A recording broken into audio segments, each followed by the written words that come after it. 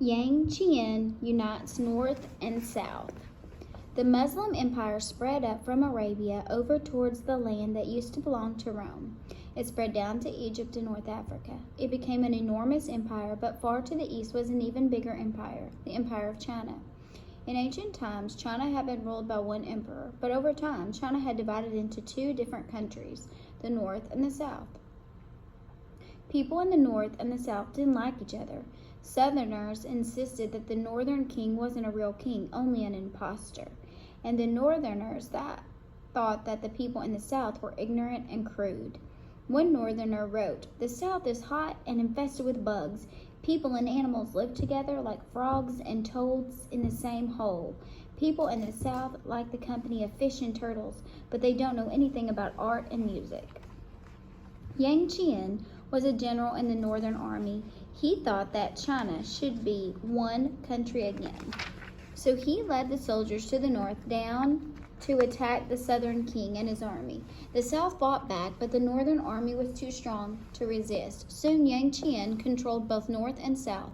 In 581, Chien became the new emperor of China. Chien's rule over China was the beginning of a new dynasty. Do you remember what a dynasty is? It is when one family that rules a country for years and years. Chien founded the Shi dynasty to rule over one united China. Chien wanted to keep northern and southern China together, but he had a problem. In China, wide, deep rivers run from the west all the way over the sea in the east. Travelers who wanted to go from the north down to the south had to cross the Yellow River, and anyone who wanted to go from the south up to the north had to cross the Yangtze River. These rivers were hard to get across, especially in the spring when floods made them even wider and wilder.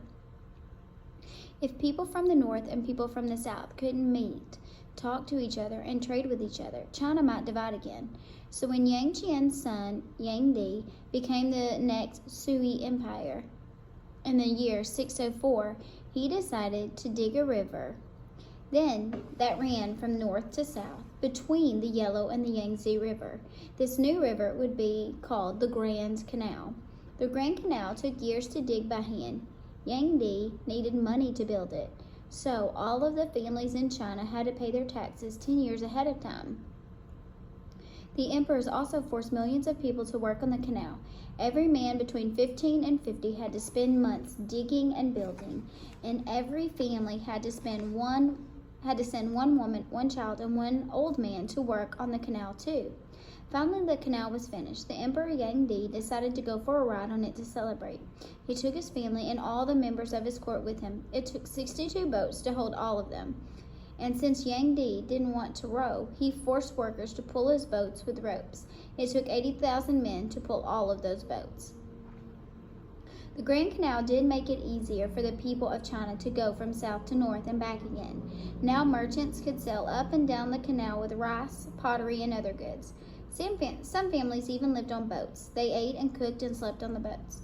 The mothers of these canal families tied bamboo life jackets on their babies until they learned how to swim. But the Grand Canal also made the people of China angry. With the emperors of the Sioux, many people died building the canal because they had to work hard without much food.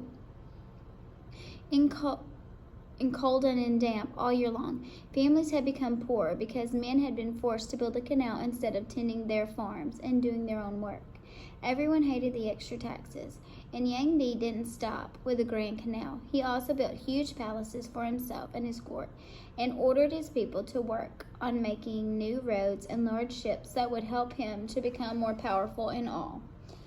Di forced 8 million Chinese to work on his building projects. Finally, the Chinese people rebelled against Di and killed him. Di was the last real Sioux emperor. His grandson, Di, tried to rule in his place, but before long, angry noblemen forced Di to give up the title of emperor.